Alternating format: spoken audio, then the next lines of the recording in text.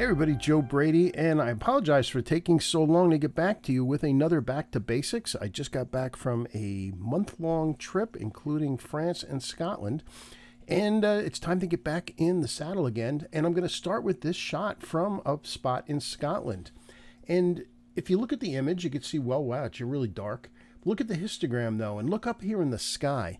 There were some really lovely clouds up here, but you had to be careful to not blow them out, because if you blow them out, they're gone. So I left a little room over here on the histogram, but it needs some help. So let's go ahead and get this edit. We're going to get a little deeper usually than we do in Back to Basics, but I think it's time to do that. So let's click on Basic, and let's jumpstart this thing. Let's just click on the Auto button and see what Lightroom Classic will do for us. And it's a great start. Now the foreground is still too dark, and the sky is still too light. Let's start with the sky. So we're going to click on the masking panel up here, the little circle, and tell it to select the sky. And there we go. So what's wrong with the sky? Well, it's too bright. So let's bring the exposure down a bit. And see, now you can see those clouds there. I'm trying to remember exactly how dark it was. It wasn't super dark here. It was kind of a day that was bouncing back and forth between clouds and sun. I'm going to decrease the blacks a little bit. See, that will bring that dark gray out a little more. I'm also going to add some contrast by bringing up the whites, but it needs some more.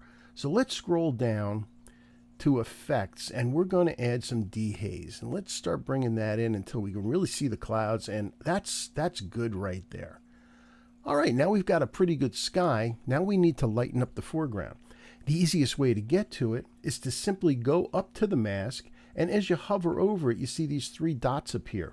Click on there, and what we want to do is duplicate and invert the mask. It will create another mask that's just the opposite of what we're working on, and there you go. And that's the part that is too light. So let's scroll up to exposure. We're going to push this over, and that's looking a heck of a lot better already. I remember it being a little more saturated. It had been very rainy, and everything was extremely green here. So let's bring up the saturation a smidge. And also, as I look at the greens, they look maybe a little more yellow than I remember, particularly over here in the bright spots. So how can we fix that color? To do that, we're going to come down. Let's scroll down. First, we have to get out of the mask. We're good with the mask now, so I'm just going to hit Enter twice. And we're going to go to the color mixer. And the color mixer allows us to select a certain color. So you click on the eyedropper and bring it out to where you want to change. So here's kind of the green I'm after, and you can see that it is kind of towards the yellow. What I want to do is push it over to green a little bit more, just about that much, and that's how I remember it. That's looking pretty good. What else? As I look at it, I think maybe it could use a little more contrast. Also a little slightly different color. Does it need to be warmed up? I'm not sure. Let's push the entire color over to yellow and see what that does. It does make it a little sunnier. If we make it blue, it makes it a little darker. Let's add a little bit of sun to this thing just to brighten it up a smidge. And yeah, let's hit Enter on that. That looks good.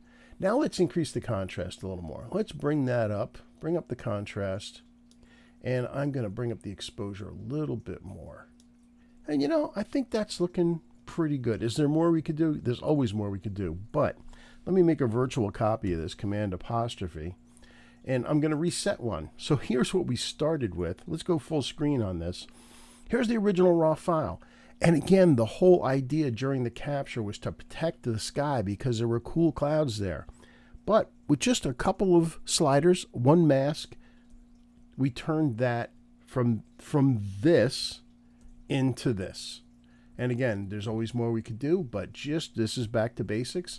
I wanted you to show what it was possible to do. And strangely enough, as I'm looking, it looks like I caught the corner of a flying bird right here. So we would probably get rid of that. But anyway, a long way we've come from there to there with just some easy fixes.